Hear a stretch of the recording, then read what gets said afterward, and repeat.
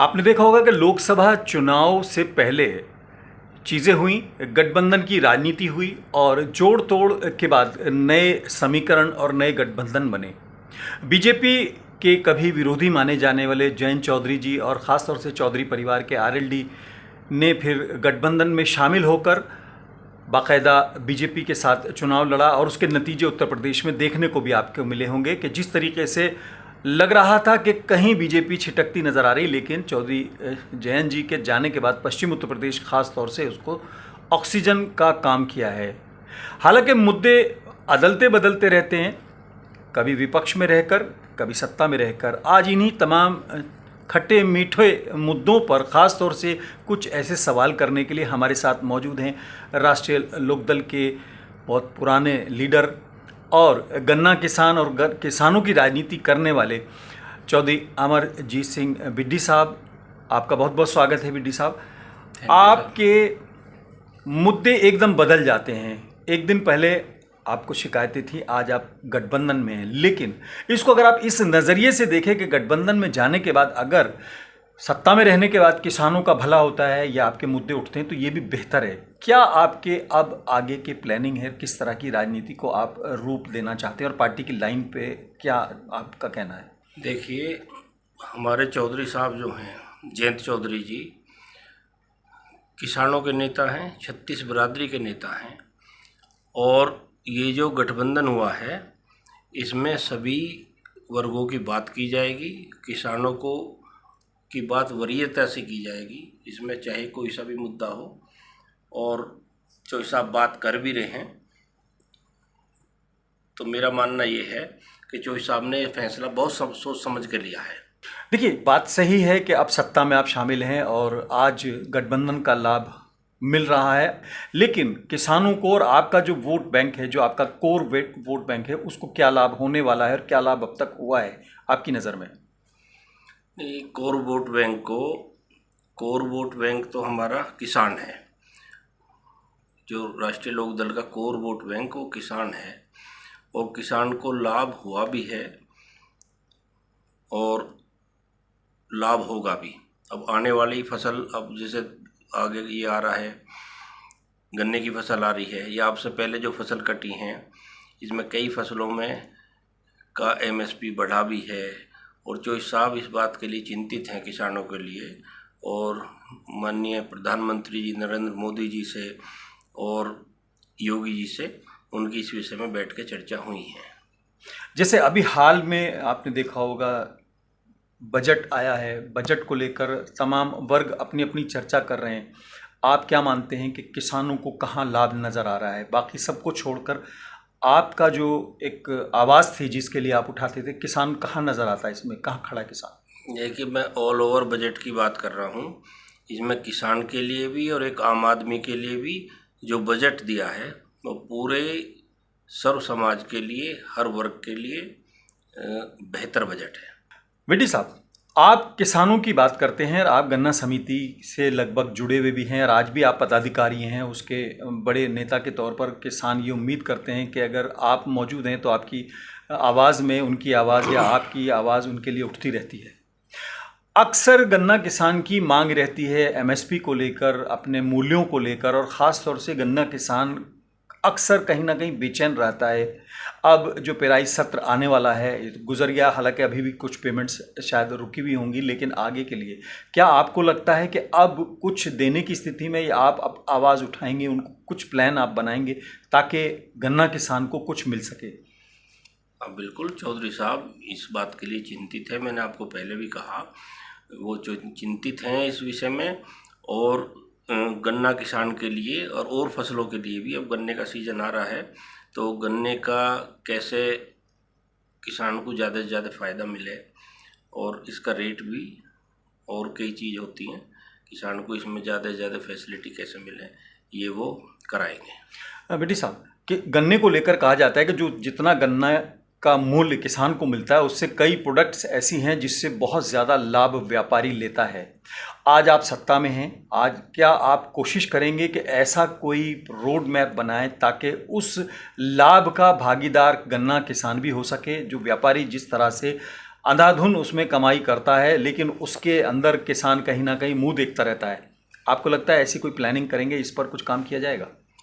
ये जो आप कह रहे हो, जैसे वो इसमें से अनेकों प्रोडक्ट गन्ने में से बनते हैं, निकलते हैं, पर किसान के लिए तो ये है कि समय से गन्ने का पेमेंट हो जाए और उसका उचित मूल्य मिल जाए। वो तो गन्ने में से बैगास है, चीनी है, क्यूब्स बनते हैं, उसका हर चीज़ काम में आती है, वो सब बेचते हैं।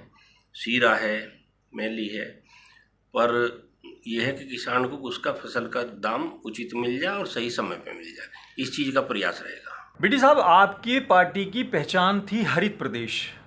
आप हमेशा इस मुद्दे को चौधरी साहब के ज़माने से बिल्कुल ऐसे उठा के संभाल के रखते थे कि जब आपको ज़रूरत होती तो गमछे को कभी आप बिछा लेते थे, कभी आप उसको कंधे पे रख लेते थे, जब धूप होती थी सिर पे रख लेते थे। सरकारों को अगर आपको टाइट करना होता था तो हरित प्रदेश लेकर रहेंगे, ये आपके यहाँ से बयान निकलता था। आज वो मुद्दा पुराना हो गया है, आपने उसको झाड़ पोंछ कर अलमारी में रख दिया है, या आपको लगता है कि वो मुद्दा अभी भी आपकी पार्टी की प्राथमिकताओं में है?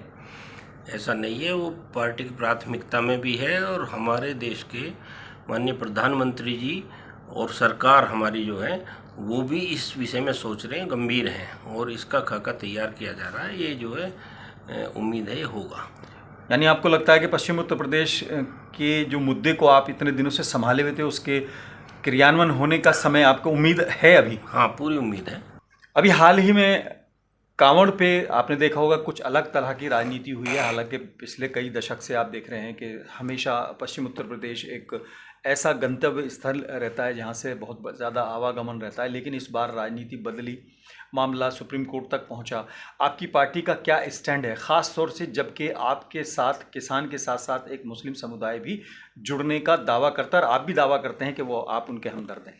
देखिए, इसमें जो है जो सही बात है वो चौधरी साहब ने कही, 4 दिन पहले कह दिया। उस दिन मुजफ्फरनगर गए थे, वहाँ भी प्रेस से काफ़ी लंबी बात हुई। उन्होंने बोल दिया कि भाई इसमें किसी दुकानदार को कहीं कोई नेम प्लेट लगाने की ज़रूरत नहीं है, ये दुकान राम की है या श्याम की है या घनश्याम की है, किसी की है कोई दुकान, उस पर कोई लगाने की ज़रूरत नहीं है। चौधरी साहब ने साफ किया था और उसे माननीय सुप्रीम कोर्ट ने भी उस पर आदेश कर दिया और चौधरी साहब के ऊपर भी बात हुई। वो गलत है, पुलिस जो अपनी तरफ से ही चला रही थी उसको। 2 सवाल मैं आपसे करना चाहूँगा। पहला सवाल मेरा ये है कि आपने देखा होगा पिछले दिनों जिस तरह से जाट आंदोलन, ख़ासतौर से किसान आंदोलन, उसके 2 रूप ही कहे जाते हैं कि जाट आंदोलन के तौर पर उसको पर्याय के तौर पर लोग मानते हैं, लेकिन अब चूंकि आपसे गठबंधन हो गया तो क्या वो आंदोलन, ख़ासतौर से किसान आंदोलन की जो तीखापन था उसको, धार को कुंद करने के लिए ये गठबंधन बीजेपी ने किया है, या आपको लगता है कि आप उस आवाज़ को उठाने के लिए सत्ता में शामिल हुए हैं? इन दोनों चीज़ों का कैसे बैलेंस बनाते हैं आप? नहीं, ऐसा नहीं है।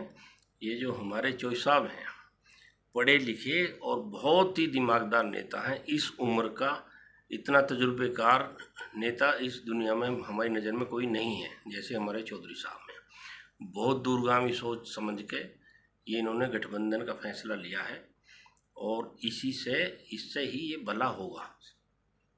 अभी पिछले दिनों चौधरी साहब का एक बयान मैं देख रहा था, एक जगह स्वागत हुआ तो उन्होंने कहा कि भाई सत्ता में और विपक्ष में फ़र्क ये होता है कि जब हम विपक्ष में होते थे तो आप लोग, कार्यकर्ता लोग, हमको गदा ला के देते थे, यानी संघर्ष करने का एक तरह से सिंबॉलिक होता था।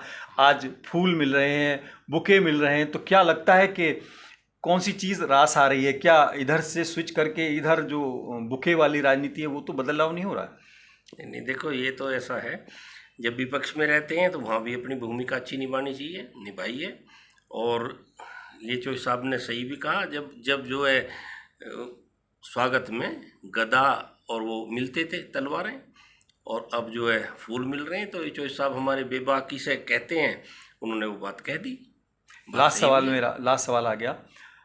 चौधरी चरण सिंह जी की विरासत के आप लोग एक तरह से उस बागीचे के फूल कहते हैं अपने आप को, कि आप उस विरासत के वारिस हैं और उसमें करते हैं। चौधरी साहब ने कभी अपनी राजनीति में समझौता नहीं किया, ये भारत की राजनीति का इतिहास गवाह है। लेकिन वर्तमान में जिस तरह की चीज़ें हो रही हैं, तो आप इसको, गठबंधन को, अपने नज़रिए से, एक कार्यकर्ता की हैसियत से, एक सपोर्टर की हैसियत से इसको समझौता मानते हैं या सत्ता में रह के आवाज़ उठाने का तरीका? ये सत्ता में रह के आवाज़ उठाने का तरीका और अपने किसान भाइयों का, अपने 36 बिरादरी का भला करने का तरीका है। सत्ता में रह के उन्हें फ़ायदा ज़्यादा से ज़्यादा पहुंचाने का तरीका है। बहरहाल बिड्डी साहब से कुछ तल्ख हमने बात करने की कोशिश की, लेकिन एक मंझे हुए राजनीतिक के तौर पर उन्होंने तमाम चीज़ों को कहीं ना कहीं दरकिनार करते हुए और एक खूबसूरती से, जिसे कहते हैं, ट्विस्ट लेकर जवाब देने की कोशिश की है। लेकिन सच्चाई यही है कि राजनीति के अंदर संघर्ष के बाद जो एक मलाई खाने का जो ट्रेंड जिसे कहते हैं, शायद वो सत्ता में जाने के लिए कभी कभी गठबंधन होते हैं। लेकिन अगर किसान और ख़ास तौर से राष्ट्रीय लोकदल का कार्यकर्ता सजग रहेगा, जागरूक रहेगा, तो वो इस गठबंधन को सत्ता की मलाई के बजाय एक ऐसा रिमोट भी बना सकता है जिससे कि सत्ता को कंट्रोल किया जा सके। जैसा कि अभी आपने देखा होगा कांवड़ के मुद्दे पर जिस तरह से चौधरी जयंत सिंह जी ने बाकायदा स्टैंड लेकर सरकार को चेताया, रोकने की भी कोशिश की। बहरहाल हमारी कोशिश रहेगी कि एक स्थायी विपक्ष के तौर पर मीडिया अपनी जिम्मेदारी निभाता रहे और इन पर नज़र भी रखे। बिड्डी साहब, आपका बहुत बहुत स्वागत है। आज फिलहाल इतना ही। अपने मेज़बान आज़ाद खालिद को इजाज़त दें।